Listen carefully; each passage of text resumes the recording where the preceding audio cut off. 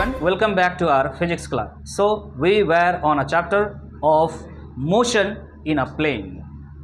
जब कोई पार्टिकल दो कोऑर्डिनेट्स का यूज करता है अपने मोशन या पोजीशन बताने के लिए, that motion is termed as motion in two dimension और मोशन इन अ प्लेन.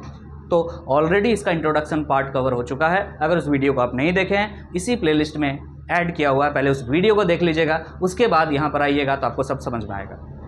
आज हमारा जो पहला टॉपिक है वो हमने ये लिया है कि प्रोजेक्टाइल मोशन जो होता है कितने टाइप के पॉसिबल हो सकते हैं. इसको पहले समझ लेंगे और उसके बाद इनमें से क्या सिलेबस में है ये समझ लेंगे और उसके बाद उसका स्टडी करेंगे. तो चलिए स्टार्ट करते हैं हमारा ये topic, types of projectile motion.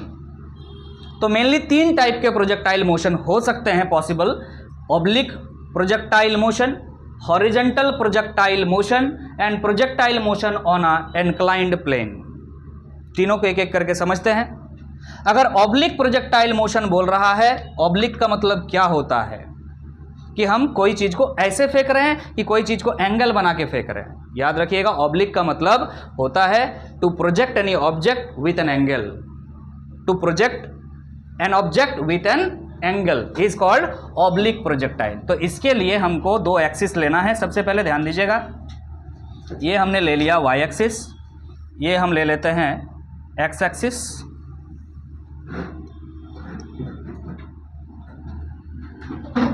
तो हम एक ऑब्जेक्ट को यहां से फेंक रहे हैं, दिस इज ओरिजिन, और फेंक रहे हैं इस तरह से, ये रास्ता को फॉलो कर रहा है. This motion is called two dimensional motion और मोशन इन अ प्लेन, और कह सकते हैं ऑब्लिक प्रोजेक्टाइल मोशन. पार्टिकल इस तरह से चलता जा रहा है. क्लियर है कि नहीं? So I will have to apply some initial velocity on this. हमने इनिशियल वेलोसिटी इसको u दिया और ये इनिशियल वेलोसिटी एक्स एक्सिस के साथ कितना एंगल पे फेंका, मान लेते हैं थीटा एंगल पे फेंका. इसी को क्या बोला जाता है? Oblique projectile motion. Oblique projectile motion का मतलब क्या है? ना to project an object with an angle. ध्यान रहेगा. तो ये हम मान लिए क्या, एक्स एक्सिस है और यही ग्राउंड सरफेस है. मान लीजिए this is the ground surface, और ग्राउंड सरफेस को हमेशा एक लेवल में मानते हैं. ऑलरेडी एजम्पशन में हम पढ़ चुके हैं. क्लियर है कि नहीं? हमको पता है कि अर्थ का जो सरफेस होता है वो कहीं ऊपर कहीं नीचे होता है, but we assumed it as a level. So this is oblique projectile motion. Horizontal projectile motion क्या है? तो इस चीज को भी प्रोजेक्टाइल मोशन है तो प्रोजेक्टाइल मोशन में दो एक्सिस चाहिए. टू डायमेंशनल मोशन ही है ना, मोशन इन अ प्लेन है. लेकिन आप एक्सिस को, एक्स एक्सिस को यहां पर बनाएं. क्यों बनाएं आपको समझ में आ जाएगा, भी ध्यान दीजिए. ये हमारा एक्स एक्सिस है और ये वाई एक्सिस है. ठीक है. यहां पर मान लीजिए एक एरोप्लेन है या फाइटर जेट है, फाइटर जेट. ठीक है.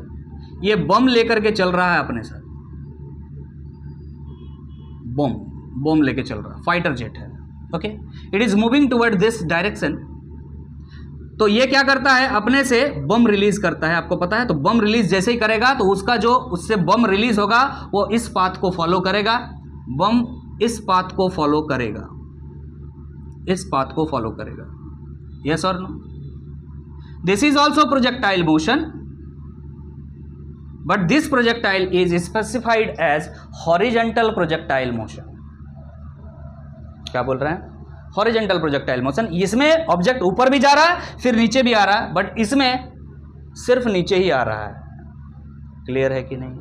इसको हम क्या नाम देते हैं? Horizontal projectile motion. यहां पे क्या है सर, जो इक्वेशन ऑफ मोशन पढ़ते थे वो सब अप्लाई होगा? बिल्कुल हो सकता है. यहां पर भी होगा, यहां पर भी होगा, वहां पर भी होगा. इक्वेशन ऑफ मोशन जो आपने पढ़ा है, चारों इक्वेशन का एप्लीकेशन आप यहाँ और हर जगह देख सकते हैं. बस ध्यान रखिएगा, यहाँ पर मोशन को दो पार्ट में हम डिवाइड कर चुके हैं. एक को हम हॉरिजॉन्टल मोशन कह रहे हैं और दूसरा को वर्टिकल मोशन कह रहे हैं. हॉरिजॉन्टल मोशन के लिए अलग इक्वेशंस बनाइएगा, वर्टिकल मोशन के लिए अलग इक्वेशंस बनाइएगा. क्लियर है कि नहीं है? अब आते हैं projectile motion on a inclined plane. तो पहले आपको क्या करना चाहिए? एक इंक्लाइंड प्लेन बनाना चाहिए. तो चलिए बनाते हैं. इंक्लाइंड प्लेन बनाने के लिए ये हमने बनाया पहले एक ग्राउंड सरफेस, ये हम मेरा अर्थ का ग्राउंड सरफेस है मान लेते हैं, और इससे एक एंगल बना के कुछ समथिंग एंगल बना लेते हैं, जिससे ये मान लीजिए एंगल हमने बना लिया। ये इंक्लाइंड प्लेन का एंगल है, मतलब अब जो ऑब्जेक्ट को हम फेंकेंगे, ओरिजिन मान लीजिए अगर ये है, इसको हम एक्स एक्सिस इसको मान रहे हैं, ये एक्स एक्सिस नहीं, ये तो ग्राउंड लेवल रह गया। अब ग्राउंड लेवल से उठ करके हमने एक एक्सिस लिया, दैट इज एक्स एक्सिस, और अब वाई एक्सिस जो हम बनाएंगे, एक्स एक्सिस के परपेंडिकुलर ही वाई होता है हमेशा। ये मत सोचिएगा कि ऐसे बनाने जा रहे हैं हम, नो, ग्राउंड लेवल से अब कोई मतलब नहीं है। मतलब अब ऑब्जेक्ट को जो हम फेंकेंगे, अब ऑब्जेक्ट को जो हम फेंकेंगे यहां से, ये मान लीजिए हम ऑब्जेक्ट को फेंक रहे हैं, इनिशियल वेलोसिटी हम यहां पर दे रहे हैं, तो यहां पर एक इंक्लाइंड एंगल मान लीजिए, कोई मान लीजिए फाई है, और ये ग्राउंड से कितना एंगल पे फेंके हैं अगर आपको ये बात पता है, थीटा, तो सारा इक्वेशन में चेंजेस आ जाएंगे। अब पाथ तो यही फॉलो करेगा, समझ में आ रहा है कि नहीं आ रहा? ये पाथ को फॉलो करेगा। ग्राउंड से जब हम काम कर रहे हैं तो ग्राउंड से थीटा एंगल पे कोई ऑब्जेक्ट को फेंका है, इसके लिए जो इक्वेशन होगा बिल्कुल अलग होगा, और इसके लिए जो इक्वेशन होगा बिल्कुल अलग होगा। क्लियर है कि नहीं? बट आपको टेंशन बिल्कुल नहीं लेना है, आपका सिलेबस में सिर्फ ऑब्लिक प्रोजेक्टाइल मोशन है। So the simplest one, it is the simplest one, but possible ऐसे भी हो सकते हैं। आप समझ पा रहे होंगे कि कोई ऊंचा जगह है किसी जगह पर, ये कोई ऊंचा जगह है, ये हमारा टारगेट है, और हम नीचे किसी लेवल पे खड़े हैं, प्रोजेक्टाइल से ऐसे प्रोजेक्ट करके हमको किसी पहाड़ के पॉइंट पे कोई पार्टिकल को भेजना है, तो उस तरह का मोशन फॉलो होगा। यस और नो? कोई दिक्कत तो नहीं है? तो वो भी एक पॉसिबल है, चांस है। ये तो होता ही है, आपको पता है कि हेलीकॉप्टर जा रहा होता बम्बिंग करने के लिए, मान लीजिए यहाँ पर एक टेररिस्ट कैंप बना हुआ है, और इस टेररिस्ट कैंप पे जो है बम गिराना है, तो क्या वो यहाँ पर छोड़ेगा बम को? यहाँ पर छोड़ेगा तो ये बम आगे जाकर के कहीं गिरेगा, उसको टारगेट यहीं से लेना पड़ता है। तो सारा फिजिक्स अप्लाई हो रहा है हेलीकॉप्टर में भी बम्बिंग के टाइम पे, कि उसको पता है कि बम यहाँ से छोड़ेंगे तो ये पाथ को फॉलो करते हुए इस जगह पर गिरेगा, तो कहाँ से छोड़ा जाए बम, ये भी एक कैलकुलेशन का पार्ट है फिजिक्स में, तभी जाकर टेररिस्ट कैंप पे जाकर के बम गिरेगा। क्लियर है कि नहीं है? समझ में आ रहा है कि नहीं आ रहा? क्योंकि कोई भी फाइटर जेट ऐसे जाकर के रुका हुआ तो नहीं रहेगा किसी ना, ऐसा रुका हुआ है और बॉम्बिंग कर रहा तो नीचे गिरेगा, लेकिन रुकेगा तो नहीं। अगर रुकेगा तो उसके पास भी जो रडार सिस्टम है उसको फाइट कर देगा, रुक नहीं सकता, वो बॉम्बिंग करके तुरंत रिटर्न आना है। तो ठीक है भाई, सही बात है, फिजिक्स पढ़ रहे हैं तो ये सब बातें डिस्कस कर रहे हैं। आगे बात करेंगे हम, हमारा सिलेबस में क्या है, फिर कह रहे हैं ऑब्लिक प्रोजेक्टाइल मोशन है, इसको पढ़ना स्टार्ट करेंगे हम। ध्यान दीजिएगा, अब हम ऑब्लिक प्रोजेक्टाइल मोशन पढ़ना शुरू करेंगे, उससे पहले इन बातों के बारे में आपको जानकारी होना चाहिए। क्या वो बातें हैं? तो ध्यान दीजिएगा, ऑब्लिक प्रोजेक्टाइल अगर है तो हम ग्राउंड लेवल से किसी ऑब्जेक्ट को कुछ एंगल बना करके फेंकेंगे, that is angle of projection बोलते हैं इसको। क्या बोलते हैं? Angle of projection. Let suppose it is u, और ये इस पाथ को फॉलो करते हुए जाके ग्राउंड पे ही गिरेगा, इसी को हम क्या कहते हैं? Oblique projectile motion. अभी थोड़ा देर पहले हमने ये बात डिस्कस किया, this is Y axis, this is X axis. Clear है कि नहीं? तो हमने प्रीवियस लेक्चर में भी बताया और अभी भी बताया कि ये जो वेलोसिटी है, ये दो कंपोनेंट्स में इसको आपको डिवाइड कर लेना होगा, क्योंकि यहाँ पे मोशन को दो हिस्सा में पढ़ा जाता है, एक हॉरिजॉन्टल कंपोनेंट और एक वर्टिकल कंपोनेंट। तो आपको पता है u इधर थीटा है तो क्या हो जाएगा, इधर u cos थीटा, एंड इधर क्या हो जाएगा u sin थीटा। इसे आप क्या कहेंगे? इसे आप कहेंगे हॉरिजॉन्टल कंपोनेंट, इसे आप क्या कहेंगे? वर्टिकल कंपोनेंट ऑफ वेलोसिटी आप कह सकते हैं। कोई दिक्कत है? क्लियर है? बहुत डिटेल में बात करेंगे आगे हम। यहाँ पे कुछ बातें हैं उससे पहले जो आपको पता होना चाहिए। Horizontal component of velocity, horizontal component of velocity क्या होता है ना सर? u cos theta. दिमाग में फटाक से आ जाना चाहिए, u cos theta. What is u? u is the initial velocity. What is theta? Theta is angle of projection. ध्यान रहेगा, थीटा को हम क्या कहते हैं? Theta is angle of projection from ground level, from ground level. कहां से आप प्रोजेक्ट कर रहे हैं? ग्राउंड लेवल से थीटा एंगल बना के प्रोजेक्ट कर रहे हैं। ये बहुत ज्यादा क्लियरिटी में लिखा है। क्लियर है कि नहीं? अच्छा, एक्सेलरेशन के बारे में अगर हम बात करें, एक्सेलरेशन के बारे में बात करें, अरे सर एक्सेलरेशन भी यहां दो हिस्सा में बट जाएगा। यहां पे हमने नहीं लिखा है कि वर्टिकल कंपोनेंट और हॉरिजॉन्टल कंपोनेंट। अब आपको पता चल चुका है कि कुछ भी है दो कंपोनेंट्स में बांट लेना है। एक्सेलरेशन है दो कंपोनेंट्स में बांट लेना, एक हॉरिजॉन्टल कंपोनेंट, एक वर्टिकल कंपोनेंट। तो हॉरिजॉन्टल कंपोनेंट क्या होता है? अगर ए एक्स का बात करें, हॉरिजॉन्टल कंपोनेंट एक्स डायरेक्शन में क्या होगा? एक्सेलरेशन कुछ नहीं होगा, यूनिफॉर्म वेलोसिटी होता है। हमने ऑलरेडी बता चुका है कि हॉरिजॉन्टल जो वेलोसिटी आपको दिख रहा है यू कॉस थीटा, वो क्या होगा? यूनिफॉर्म होगा। क्या होगा? यूनिफॉर्म होगा। यूनिफॉर्म होगा मतलब कांस्टेंट होगा, वो चेंज नहीं होगा। यहां पर भी उतना है, यहां पर जब जाओगे तो यहां पर जो वेलोसिटी है वो यही है, यहां पर जो वेलोसिटी इधर है वो यही है, यहां पर जो वेलोसिटी आपको दिखेगा ये कंपोनेंट वही है। क्लियर है कि नहीं? तो चेंज नहीं हो रहा। लेकिन अगर हम बात करें y direction, that is vertical component A Y, वो क्या हो जाएगा? g के बराबर होगा, g के बराबर होगा। और एक्सेलरेशन आ ही रहा है, क्यों? क्योंकि वेलोसिटी चेंज हो रहा है। अगर वेलोसिटी यहाँ, एक्सेलरेशन यहाँ जीरो है मतलब वेलोसिटी चेंज नहीं हो रहा होगा। एक्सेलरेशन अगर यहाँ पर आ रहा है मतलब वेलोसिटी चेंज हो रहा होगा। तो वर्टिकल कंपोनेंट हमेशा चेंज होता रहता है, मतलब यहाँ पर जो वैल्यू होगा वो अलग होगा, यहाँ पर जो वैल्यू होगा वो अलग होगा, यहाँ पर जो वैल्यू होगा वो अलग होगा। यहाँ पर जो वैल्यू होगा वो तो जीरो होगा, ये बात कन्फर्म है, तभी तो नीचे जा रहा है। This is the maximum height, you can से। मैक्सिमम हाइट पे जाकर के जो वर्टिकल कंपोनेंट का वेलोसिटी का जो वर्टिकल कंपोनेंट है उसका वैल्यू जीरो हो जाता है, लेकिन हॉरिजॉन्टल कंपोनेंट तब भी उतना ही रहता है। इसी वजह से तो और आगे चलता है, यहां पर u cos थीटा ही है, अभी भी कोई दिक्कत नहीं है।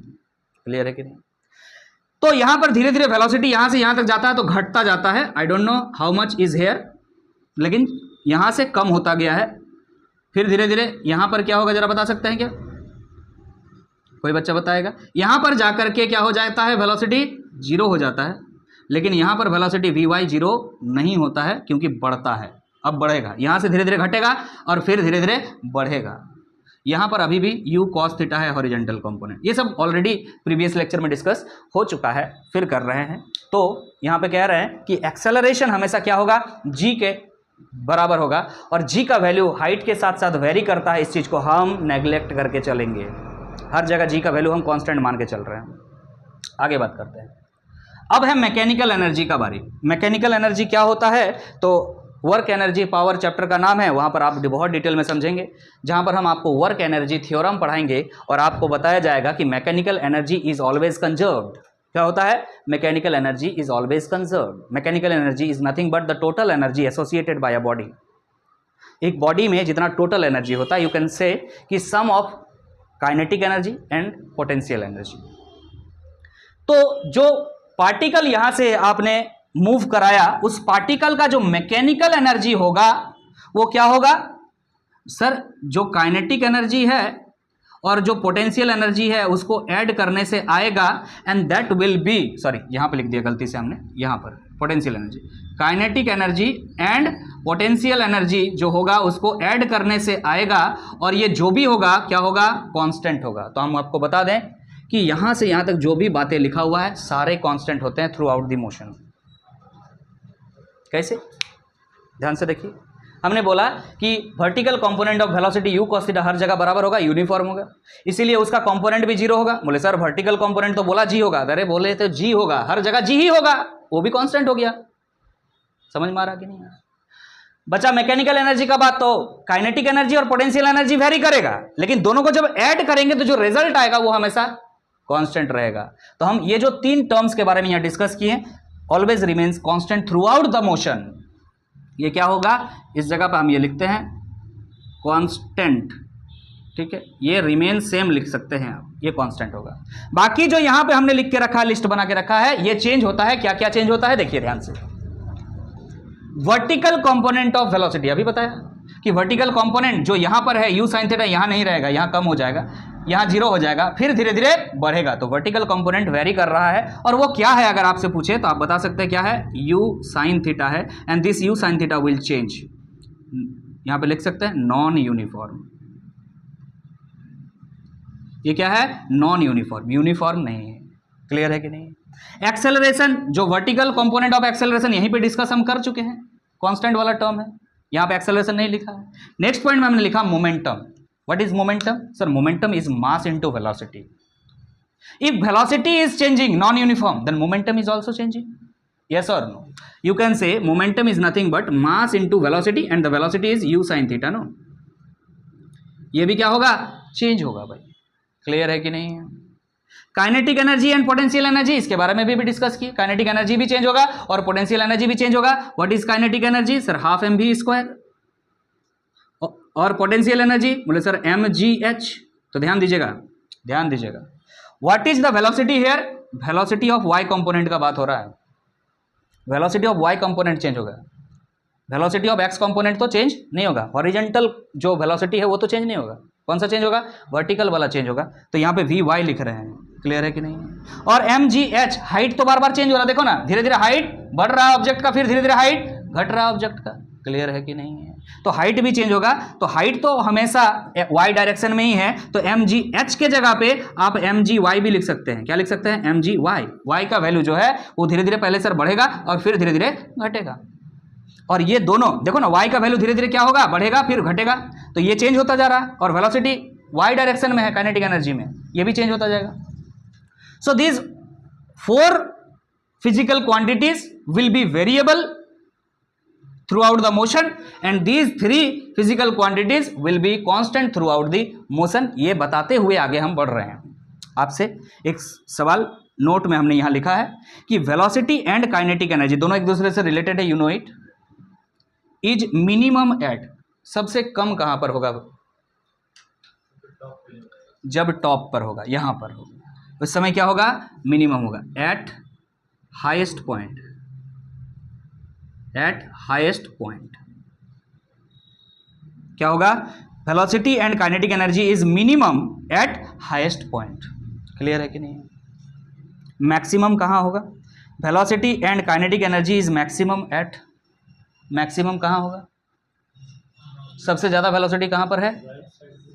सबसे ज्यादा वेलोसिटी जहां से आप प्रोजेक्ट कर रहे होंगे, पॉइंट ऑफ प्रोजेक्शन बोलते हैं इसको। जिस जगह से आप प्रोजेक्ट कर रहे हैं उस जगह पर क्या होगा? ये मैक्सिमम होगा। क्या लिख सकते हैं इस चीज को? Point of projection. अच्छा, पॉइंट ऑफ प्रोजेक्शन, हाँ, पॉइंट ऑफ प्रोजेक्शन में क्या होगा बाबू? पॉइंट ऑफ प्रोजेक्शन में। बोले सर यहां से फेंक रहे हैं तो जीरो वेलोसिटी है। गलती से भी मत सोचना, तुम फेंक कहां रहा फिर? यहां पे velocity, initial velocity is you, not zero. तो मिनिमम मत सोच लेना। एक बात और, यहां पर हम एक बात बताएंगे कि velocity and kinetic energy is minimum at highest point हमने बोला, लेकिन आप ये सोचिएगा कि सर जीरो होगा, यहां लिख लीजिएगा but not zero, but not zero, zero नहीं होगा। आपका मन में आएगा सर यहां पे तो वेलोसिटी आपने जीरो बैठा दिया, तब तो जीरो आ जाना चाहिए। भाई इसके वजह से भी तो कुछ काइनेटिक एनर्जी होगा, वो तो है। समझ में आ रहा कि नहीं आ रहा? हॉरिजॉन्टल कंपोनेंट की वजह से तो वहां पे काइनेटिक एनर्जी होगा भाई, वर्टिकल कंपोनेंट की वजह से जो काइनेटिक एनर्जी होगा वो जीरो होगा, लेकिन हॉरिजॉन्टल कंपोनेंट की वजह से वहां पर जीरो नहीं होगा। तो पूछा जाता मिनिमम कहां? हाईएस्ट पॉइंट पे। जीरो कहां? कहीं नहीं, जीरो नहीं है। हो सकता है यहां जाकर के अगर बोल दे कि रुक जा रहा है तो यहां जीरो कर दीजिएगा, लेकिन रुका कहीं नहीं ना है। पार्टिकल अगर रुका हुआ है तो वहां वेलोसिटी जीरो होता है और काइनेटिक एनर्जी जीरो होता है। लेकिन इसका वर्टिकल कंपोनेंट चूंकि हाईएस्ट पॉइंट पे जीरो था वेलोसिटी का, तो वर्टिकल कंपोनेंट का जो काइनेटिक एनर्जी आएगा वो जीरो होगा, बट हॉरिजॉन्टल कंपोनेंट की वजह से काइनेटिक एनर्जी आएगा। इसलिए हमने लिखा हाईएस्ट पॉइंट पे काइनेटिक एनर्जी मिनिमम है बट जीरो नहीं है। ये इंपॉर्टेंट बात है एमसीक्यू के लिए। क्या बात है? क्लियर है? तो चलिए अब हम इस ऑब्लिक प्रोजेक्टाइल का जो पाथ है, जो रास्ता बन रहा है, वो सर्कुलर है कि नहीं है ये चेक करेंगे। क्या ये हाफ सर्कल है? क्या ये इलिप्टिकल है? क्या ये पैराबोलिक है? किस तरह का इक्वेशन आता है, इस चीज को देखेंगे और रिलेट करेंगे कि रास्ता कैसा है। ध्यान दीजिए, अब हम आगे बढ़ रहे हैं, ध्यान दीजिएगा। अब हमें इक्वेशन ऑफ ट्रेजेक्टरी देखना है, जिसे आप क्या कह सकते हैं? Equation of path of projectile. जो रास्ता बन रहा है उसका इक्वेशन बनाना है हमें। तो हमारा रास्ता ऑब्लिक प्रोजेक्टाइल में कैसा हुआ करता है? फिर से बना रहे, कोई दिक्कत नहीं है। चैप्टर का शुरुआती दौर है, कंसेप्ट बढ़िया से बनाइएगा तो न्यूमेरिकल बनाने में आप इजी होगा, ध्यान रखिएगा। तो हम मान के चलते हैं यहां पर आपका ऑब्जेक्ट है या प्रोजेक्टाइल है जिसे हम u वेलोसिटी से प्रोजेक्ट कर रहे हैं, और जो x एक्सिस है या हॉरिजेंटल है उससे कितना एंगल पर फेंक रहे हैं, थीटा एंगल पर फेंक रहे हैं। This is y। हमने लिखा है the projectile thrown with velocity u at an angle theta with the horizontal. Horizontal के साथ कितना एंगल, थीटा एंगल बना करके इसको प्रोजेक्ट किया गया है। तो लेट सपोज कि ये इस पाथ को फॉलो करते हुए आगे बढ़ रहा है। क्लियर है कि नहीं? अब आपको यह बात पता है कि the velocity u can be resolve into two components, into यहां पे छुटा हुआ है टू कंपोनेंट्स। एक कौन सा कंपोनेंट होगा, एक हॉरिजेंटल कंपोनेंट और एक वर्टिकल कंपोनेंट। हॉरिजेंटल कंपोनेंट क्या हो जाएगा, u cos थीटा, और वर्टिकल कंपोनेंट हो जाएगा u sin थीटा। क्लियर है कि नहीं? तो हम यहीं पे ये बात बना रहे हैं, horizontal component is u cos theta और vertical component is u sin theta. Okay, अब इसका यूज होना है। अब आपको इस पार्टिकल पर ध्यान रखना है, मोशन दो कंपोनेंट्स में बढ़ चुका है, तो जो मोशन का इक्वेशन हम बनाएंगे वो दो अलग अलग मोशन के लिए बनाएंगे। एक हॉरिजेंटल मोशन के लिए अलग बनाएंगे और दूसरा वर्टिकल मोशन के लिए अलग बनाएंगे। तो चलिए बनाते हैं। पहला शुरुआत करते हैं फॉर हॉरिजेंटल मोशन। यहां पर शुरू कर रहे हैं हम फॉर हॉरिजेंटल मोशन। इसके लिए इक्वेशन बनाएंगे। आपके पास इक्वेशन क्या है हम आपको यहां पर साइड में बता देते हैं। S equal to ut plus half AT square. This is the equation you are going to apply in horizontal motion. आप जब हॉरिजेंटल मोशन पर ध्यान दे रहे हैं उस समय वर्टिकल कंपोनेंट्स को भूल जाइएगा, सिर्फ हॉरिजेंटल पर ध्यान होना चाहिए। तो हॉरिजेंटल कंपोनेंट पर अगर ध्यान है आपको तो ये बताइएगा जरा, लेट सपोज कि ये पार्टिकल जब यहां पर पहुंचता है तो कितना दूर पहुंच रहा है, एक्स डायरेक्शन में कितना पहुंच रहा है, हम मान लेते हैं कितना पहुंच रहा है, अरे मान लो ना एक्स पहुंच रहा, मान लेते, मान लो ये पी पॉइंट पर अभी है, एक्स डायरेक्शन में कितना पहुंच रहा है, बोलो। हॉरिजेंटल डायरेक्शन में कितना पहुंच रहा है, एक्स, कुछ और भी मान सकते हो तेरा मन। और वाई डायरेक्शन में कितना पहुंच रहा है, तो लेट सपोज यहां पर यहां से यहां तक कितना है, वाई है। ठीक है, तो फिलहाल मोशन के बारे में बात हो रहा है, हॉरिजेंटल मोशन। तो मान लेते हैं ये पार्टिकल यहां से यहां पहुंचा है, तो x डिस्प्लेसमेंट है, तो s के जगह क्या लिखेंगे, x, s के जगह हमने क्या लिख दिया, x is equal to ut। तो हम लिखने जा रहे हैं u क्या है यहां पर, सिर्फ इधर देखना, u नहीं है, u क्या है, u cos थीटा है, तो u cos थीटा। मान लेते हैं कि यहां से यहां तक जाने में जो टाइम लगा है वो कितना है, t ही है, लेट सपोज t। तो थीटा इंटू टी मत कर दीजिएगा, u cos थीटा अलग है, इंटू टी है। ओके है, उसके बाद क्या है बताओ जरा, plus half a acceleration in the x direction is 0। समझ में आ रहा है कि नहीं आ रहा है? अगर 0 है, आपको पता है, यहां ब्रैकेट में लिख देते हैं ax क्या है, 0 है, इस वजह से यहाँ पे 0 बैठा है, एक्स डायरेक्शन के बारे में बात हो रहा है। तो यहाँ पर ये आपका निकल करके आया, आप कह सकते हैं t निकाल दीजिए यहाँ से, तो t बराबर क्या हो जाएगा बचवा, x upon u cos theta. आप इसको इक्वेशन 1 बना करके छोड़ दीजिए।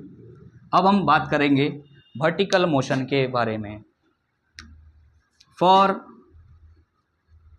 वर्टिकल मोशन,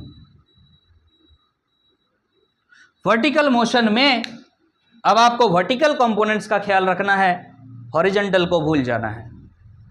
फिर से वही equation s equal to ut plus half AT square. So what is s here, particle कहां पर पहुंचा, p पॉइंट में पहुंचा है, तो वर्टिकली कितना डिस्प्लेस हुआ है, हमने सपोज किया है y, तो हम s के जगह क्या लिखेंगे, y is equal to ut, u is how much, u is u sin theta, तो यहां लिखने जा रहे हैं u sin theta, sorry u sin theta into T, ut हो गया, प्लस क्या है, half AT square. What is a, what is a, आपको पता है यहां पर ए वाई के बारे में बात हो रहा है, मतलब वाई डायरेक्शन में, दैट इज वर्टिकल डायरेक्शन में, तो क्या होता है, जी होता है ना, जी होता है। लेकिन ध्यान रखिएगा जी का डायरेक्शन हमेशा किधर लेने के लिए बोला गया है, ग्राउंड की तरफ। लेकिन मोशन किधर हो रहा है अभी, ऊपर की तरफ। जब ऊपर की तरफ मोशन हो रहा है और जी का डायरेक्शन नीचे है तो ए की जगह क्या लिखना होता है, माइनस जी।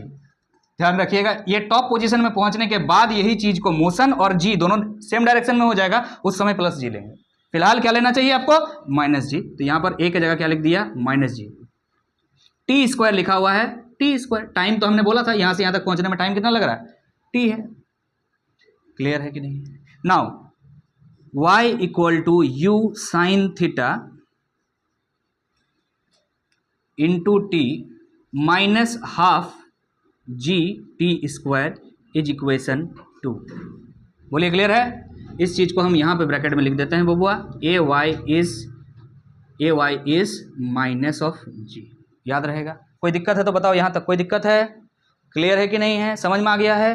अब हम क्या करेंगे, यहां से जो t का वैल्यू आप निकाले हैं, इस t का वैल्यू को इन दो t के जगह पर अप्लाई करेंगे, बैठाएंगे और उसको सॉल्व करेंगे। उसके लिए चाहिए होगा हमको जगह, और वो ये जगह को हम लेते हैं, पहले से सब कुछ लिखा हुआ है एवरीवन, ठीक है। हम यहां थोड़ा जगह ले रहे हैं, ध्यान दीजिए। हम लिखते हैं यहां पर फ्रॉम इक्वेशन 1 and 2। हमको पता है कहां पे गियर 4 नंबर पे लगाना है, कहां 1 नंबर पे चलना है। तो ध्यान रखिएगा, स्लो अगर चल रहा है, अगर आपको लग रहा है कि हमने तो ये पढ़ा हुआ है, तो आप इसको डबल स्पीड पे देख लीजिएगा। लेकिन सब तरह के बच्चे बैठे हुए रहते हैं, जिसको बेसिक से समझना है उसको धीरे धीरे ये चीज समझाना होता है। तो हम इक्वेशन 1 and 2 से हम क्या कह सकते हैं, y is equal to u cos theta लिख दिए, और t के जगह में हम इक्वेशन 1 में t निकाले हैं, उसको हम बैठा दिए x by u cos theta, x by u cos theta, sorry यहाँ पर क्या है, साइन थीटा है, यू साइन थीटा। ठीक है कि नहीं बच्चा, दिख रहा है क्या है यहाँ पर, you sine theta into T. इस टी को हमने वहाँ पे बैठा दिया, माइनस है, हाफ जी टी स्क्वायर है, तो यहाँ लिख दिया हमने। एक काम करते हैं, यहाँ तो जगह नहीं मिलेगा तो हम यहाँ पर सिर्फ माइनस को लिख रहे हैं, यहाँ पर लिख दे रहे हैं हाफ जी टी स्क्वायर की जगह हम बैठाएंगे x by u cos theta का होल स्क्वायर। क्लियर है कि नहीं, क्लियर है। तुम किधर देख रहे हो, तो ऐसे हिला हुआ है क्यों, सीधा बैठो, इसको देखिए, इसको। तो अब इसको सॉल्व करना होगा, तो y इक्वल टू, ध्यान दीजिएगा, u और u कैंसिल कर दिया हमने, x बच रहा है, x लिख दिया, और sine theta by cos theta को हमने टेन थीटा लिख दिया। क्लियर है कि नहीं। अब आगे आपको देखना है, ध्यान दीजिएगा, यहाँ माइनस तो माइनस लिख दिया। अच्छा, इसमें क्या और कर सकते हैं, half g x, that is x के जगह पे क्या कर देंगे, वहां पर एक्स स्क्वायर कर देंगे, और नीचे क्या आ जाएगा, you square cos square theta. क्या आ जाएगा, you square cos square theta.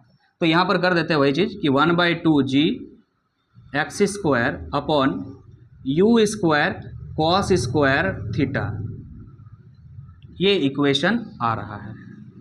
इसमें और थोड़ा मॉडिफिकेशन किया जा सकता है, आपका एनसीईआरटी क्या किया है ना, कि इक्वेशन ऑफ ट्रेजेक्टरी को पहले पढ़ाने बोला गया है, इसीलिए पहले पढ़ा रहे हैं। लेकिन यहां पर एक टर्म अगर आपको पहले से पता होता, हॉरिजॉन्टल रेंज। हॉरिजॉन्टल रेंज क्या होता है कि जब कोई प्रोजेक्टाइल को आपने यहां से फेंका है तो मैक्सिमम कितना एक्स में चला होगा, मतलब यहां से यहां तक का डिस्टेंस, अगर वो बात पता होता, एक्चुअली में वो बात क्या है हम बता रहे हैं, u square sign 2 theta by g होता है। अगर उस चीज को यहां पर अप्लाई करते हैं तो कुछ और टाइप का इक्वेशन आपको देखने को मिलता है। फिलहाल आपको यह देखने को मिल रहा है, इसमें कोई दिक्कत नहीं है, कोई प्रॉब्लम नहीं है। क्लियर है कि नहीं। अब आपने जो ये इक्वेशन पाया, इसको कंपेयर करना होता है स्टैंडर्ड इक्वेशन के साथ। तो हमारे पास एक स्टैंडर्ड इक्वेशन है, that is y equal to a x, plus भी हो सकता है माइनस भी हो सकता है, बी एक्स स्क्वायर। एनसीईआरटी में माइनस लिखा है, सॉरी एनसीईआरटी में प्लस लिखा है, लेकिन अलग अलग स्टैंडर्ड बुक्स में माइनस भी लिखा है। पैराबोला का इक्वेशन है ये, क्या है, ए एक्स स्क्वायर प्लस या minus b x square. Clear है कि नहीं? This is what the equation of parabola आप कह सकते हैं। ठीक है कि नहीं? आप इन दोनों का कंपेयर कीजिए। इन दोनों को जब कंपेयर करेंगे तो आप पाएंगे y ओके है, यहां पर x है, यहां पर x है, ओके है, यहां पर x स्क्वायर और यहां पर x स्क्वायर ओके है, बाकी सब टर्म कांस्टेंट होना चाहिए। तो ध्यान दीजिएगा, इसके पहले a है, a tan थीटा के बराबर होगा। जिस एंगल से आप भेज रहे हैं वो तो कांस्टेंट ही है ना, वो थोड़ी बदल रहा, थीटा इज थीटा। तो a is tan theta, that is constant. बाकी b का पे ध्यान दीजिएगा, 1/2 है, g है और नीचे क्या है, u square cos square theta. अरे थीटा तो कांस्टेंट अभी बोला, तो cos थीटा भी कांस्टेंट, u इज कांस्टेंट। आप कितना वेलोसिटी से फेंक रहे हैं आपको पहले से पता है, तो बाकी सारे टर्म्स क्या है, कांस्टेंट है। तो इसका मतलब ये जो इक्वेशन आपने निकाला है और ये जो स्टैंडर्ड इक्वेशन पहले से है, ये दोनों एक दूसरे को मैच कर रहा है। अगर ये एक दूसरे को मैच कर रहा है तो नाउ यू कैन सी से ये जो रास्ता है, ये जो पाथ है, ये एक पैराबोलिक पाथ है। क्लियर है कि नहीं है? समझ में आ रहा है? तो हम इस चीज को लैंग्वेज में लिख देंगे, यही ना, इस चीज को लैंग्वेज में लिख देंगे। तो आप लिख सकते हैं this equation shows the trajectory, this equation shows the trajectory, this equation shows the trajectory of projectile is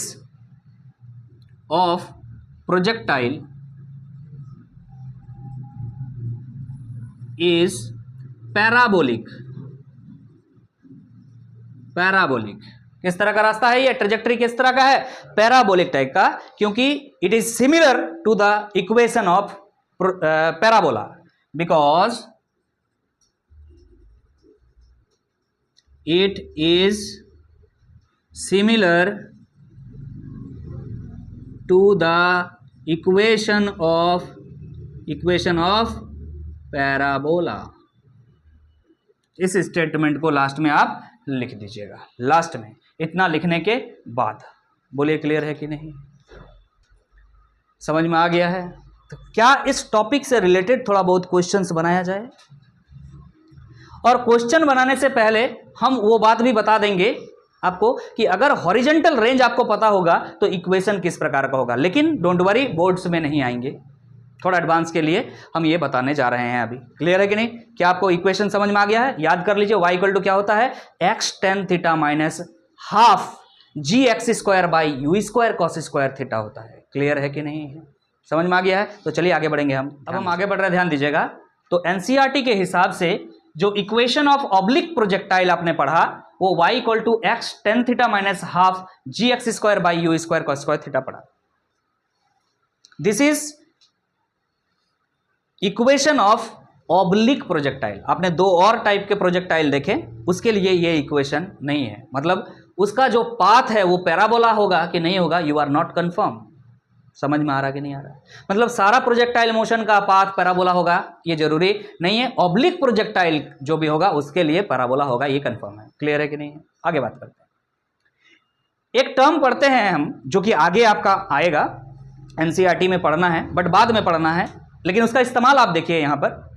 horizontal range जिसे आप आर कहते हो वो डेराइव करके आता है u square sign 2 theta by g. हम डेरिवेशन कराएंगे आपको, बस यहां पर ये बात समझ लीजिए कि व्हाट इज हॉरिजेंटल रेंज, अभी बताया फिर बता रहे हैं, ध्यान दीजिएगा। मान लीजिए यहां पर कोई प्रोजेक्टाइल है, हमने इसको प्रोजेक्ट करके यहां पर फेंका, दिस इज द पाथ, और ये जो मैक्सिमम जितना एक्स एक्सिस के तरफ गया, हॉरिजेंटल में गया है, उसी को क्या कहते हैं, हॉरिजेंटल रेंज। बोलिए समझ में आ रहा कि नहीं आ रहा? इसका वैल्यू निकलता है क्या, u square sign 2 theta by g. अब इसका यूज क्या क्या है देखिएगा। ये जो इक्वेशन आपने लिखा, इस इक्वेशन को एक और तरीके से लिखा जा सकता है, इसके लिए हमने ये काम किया है, तो ध्यान दीजिएगा।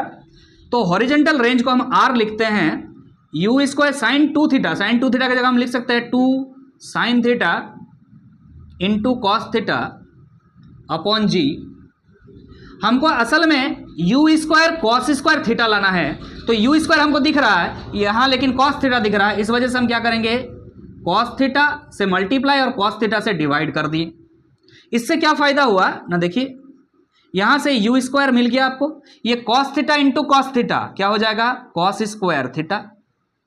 यहाँ 2 साइन थीटा बचा है, बाद में लिख देते हैं 2 साइन थीटा, और डिवाइड में पहले से क्या है, जी है, और यहाँ डिवाइड में क्या है, कॉस थीटा है, लिख दिया हमने। बोले क्लियर है कि नहीं, समझ में आ रहा है? अब आप ध्यान दीजिएगा, अब यहाँ पर क्या कर रहे हैं, आर इक्वल टू, अब एक काम करो भाई, दिख रहे हो तुम, sign theta by cos theta क्या हो जाएगा, टेन थीटा। चलो एक बार लिखते हैं, और लिखते हैं u square cos square theta by ji.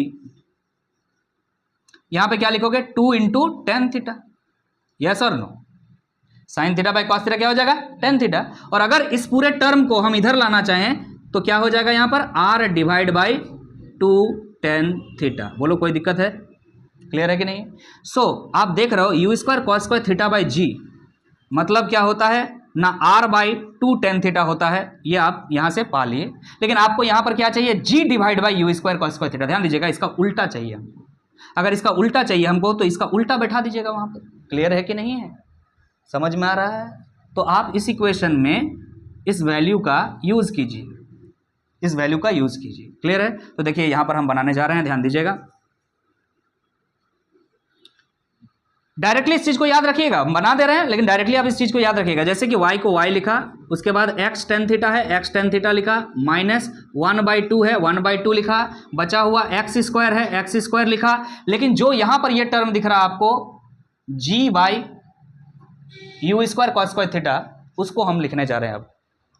g by u square cos square theta उल्टा करके लिखेंगे तो होगा, इसको भी उल्टा करके लिख दीजिए। क्या लिखना होगा आपको यहां पर, sir 2 tan theta by r लिखना होगा। क्लियर है कि नहीं? तो अब देखिए क्या फायदा हुआ, ये 2 और 2 कैंसिल हो गया, y इक्वल टू यहाँ से x और टेन थीटा कॉमन ले लेते हैं हम, तो यहाँ क्या बचेगा, कुछ नहीं, मतलब 1 बच रहा है, माइनस x बाहर आ चुका है, x आ जाएगा, और ये टेन थीटा बाहर आ चुका है, एक r बच रहा है, डिवाइड में r बच रहा है। तो this is the equation I was trying to say you.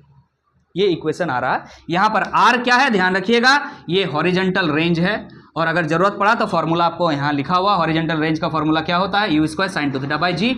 Letter on इसको प्रूव करेंगे हम, कोई दिक्कत नहीं है। तो equation of trajectory of oblique projectile can also be written like this. ये क्या है, equation of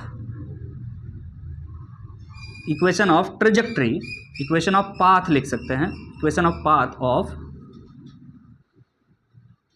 oblique projectile can also be written like above। इस तरह से हम इस चीज को लिख सकते हैं। क्लियर है कि नहीं? क्या हम आगे बढ़े? तो जो हमने टॉपिक ये बात पढ़ा, इससे रिलेटेड जो क्वेश्चंस आ सकते हैं इसके बारे में हम अब डिस्कस करेंगे। कुछ क्वेश्चंस प्रैक्टिस करते हैं, ध्यान दीजिएगा। पहला सवाल बहुत आसान सवाल लिया है, the trajectory of a projectile is represented by y equal to √3x minus gx square by 2, the angle of projection is. तो यहां पर क्या बोला गया है, द ट्रेजेक्ट्री ऑफ प्रोजेक्टाइल, जो ट्रेजेक्ट्री ऑफ प्रोजेक्टाइल है वो इस तरह से है, और हमको स्टैंडर्ड फॉर्मेट आता है इसका, ट्रेजेक्ट्री का जो स्टैंडर्ड फॉर्म है वो पता होना चाहिए, and that is y equal to x tan theta minus क्या होता है g, इस तरह से लिख सकते हैं या फिर इस तरह से भी लिख सकते हैं, 1/2 gx square by u square cos square theta. This is the standard form. Now you can see, इस क्वेश्चन में क्या आपको डाटा दिया हुआ है कि x के साथ में क्या है कोफिशिएंट, √3 है, और यहां x के साथ में क्या है स्टैंडर्ड में टेन थीटा। सीधा सीधे कंपेयर करके ये बात समझ में आ रहा है कि टेन थीटा इक्वल टू कहना चाह रहा है कि √3। तो टेन थीटा का वैल्यू √3 कब होता है बचवा, जब थीटा क्या होता है 60 डिग्री। तो answer is option C 60 degree. Over. समझ में आ रहा, theta is angle of projection, जिस एंगल से प्रोजेक्टाइल को फेंका गया है, इसी को पूछा जा रहा था। चलिए नेक्स्ट सवाल की तरफ आगे बढ़ेंगे, ध्यान दीजिए। अब हम आगे बढ़ रहे हैं, ध्यान दीजिएगा। सेकंड क्वेश्चन है ये, the path followed by a body projected along y axis is given by, equation दिया हुआ है, y एक्सिस के अलोंग इस तरह से फेंक दिया गया है, इक्वेशन दिया हुआ उसका क्या दिया हुआ, y equal to √3 minus half x square. जहां पर ये बता दिया गया है if g equal to 10 metre per second square, then initial velocity of the projectile will be, जो initial velocity that is u, वो क्या है यहां पे बता दिया गया है। x और y दोनों ही किसमें है, मीटर में, x and y are in metre, option दिया हुआ। इनिशियल वेलोसिटी निकालना है तो फिर से कह रहे हैं स्टैंडर्ड इक्वेशन आपको आना चाहिए, स्टैंडर्ड ट्रेजेक्टरी का जो इक्वेशन है वो आना चाहिए। क्या है ना, y equal to x tan theta minus 1/2 g x square upon u square cos square theta. इसको इसके साथ आप कंपेयर कर लीजिए। एक तो हमको दिख रहा है जो x के साथ कंपोनेंट है, कोफिशिएंट है, वो क्या है टेन थीटा। यहाँ x के साथ कोफिशिएंट क्या है, √3। तो आप कह सकते हैं कि टेन थीटा इक्वल टू √3 है। अगर टेन थीटा √3 है तो थीटा इक्वल टू क्या हो जाएगा, 60 डिग्री। पहला बात तो ये। और क्या चीज निकाल सकते हैं आप देखिए ना सर, एक्स स्क्वायर के साथ क्या लिखा हुआ है ना सर, 1/2 है। यहां एक्स स्क्वायर के साथ क्या है उसको देख लीजिए, बस समझ में आ रहा कि नहीं आ रहा है। यहां एक्स स्क्वायर के साथ क्या है, माइनस में 1/2, और यहां एक्स स्क्वायर के साथ क्या है वो देख लीजिए। एक काम करते हैं, देखिए ध्यान से, 1/2 यहां भी है, 1/2 यहां भी है, तो उसको रहने देते हैं, छोड़ देते हैं। जो कॉमन है उसको छोड़ दीजिए, बाकी जो टर्म है उसको देखिए। ये क्लियर है कि नहीं है।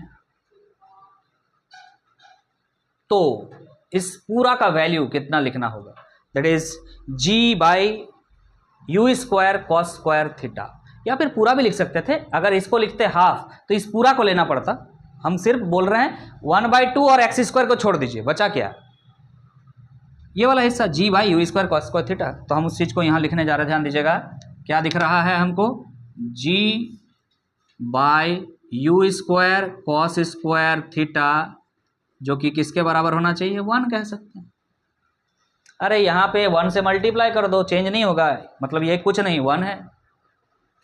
इतना दर्द हो रहा है, मान के चलो x² का कोफिशिएंट क्या है रे, बोलो 1/2 है, और यहाँ पर x² का कोफिशिएंट क्या है, चलो इसको भी इंक्लूड कर लो। इतना दर्द हो रहा है पेट में, तो एक ही आंसर आएगा, सोच नहीं पा रहे तुम लोग। x² का जो कोफिशिएंट है वो ये है, लो ठीक है। अब x² के पहले जो है 1/2 है, -1/2 है, यहाँ पे भी माइनस में है तो कंसीडर नहीं कर रहे हैं। तो यहाँ पर क्या है, g/u² cos स्क्वायर थीटा, साथ में 2 भी है, और वहां पे x² का कोफिशिएंट कितना है, 1/2 है। वाह कितना अच्छा स्मार्ट काम किया, 1 ही तो आया। क्या बोल रहे थे, समझ में आ रहा है कि g/u² cos स्क्वायर थीटा का वैल्यू अल्टीमेटली कितना आने वाला है, 1। और आपको सवाल में g का वैल्यू बोल दिया गया है, कितना बोला है, 10 ले लीजिए। u का वैल्यू आपको निकालना है, cos स्क्वायर थीटा, बच्चा थीटा आप निकाल चुके हो 60 डिग्री, तो cos 60 डिग्री का value, cos 60 degree, sin 60 degree नहीं, sin 60 डिग्री √3/2 होता है, लेकिन cos 60 डिग्री 1/2 होता है। तो 1/2 का स्क्वायर करना होगा, इज इक्वल टू 1। यहां से निकल करके आ रहा है 10 डिवाइड बाई u², और यहाँ करोगे तो 1/4 हो जाएगा, ऊपर कर दो 4 × 4 इज इक्वल टू 1। यहाँ से निकल के आ जा रहा है u² इज इक्वल टू 40, तो यहाँ से निकल करके आ जा रहा है u इक्वल टू √40। √40 मतलब हो गया 4 × 10, 4 से बाहर आ जाएगा 2, और √10 बच जाएगा मीटर पर सेकंड। बहुत बच्चा बोले सर रूट से जो है ना प्लस माइनस बाहर निकलता है, प्लस माइनस बाहर निकलता है, लेकिन वेलोसिटी यहाँ नेगेटिव में तो नहीं है होगा। हम जो भी वेलोसिटी दे रहे हैं पॉजिटिव में वेलोसिटी दे रहे हैं, क्लियर है कि नहीं है। तो 2√10 metre per second, 2√10 metre per second, option B is the correct option.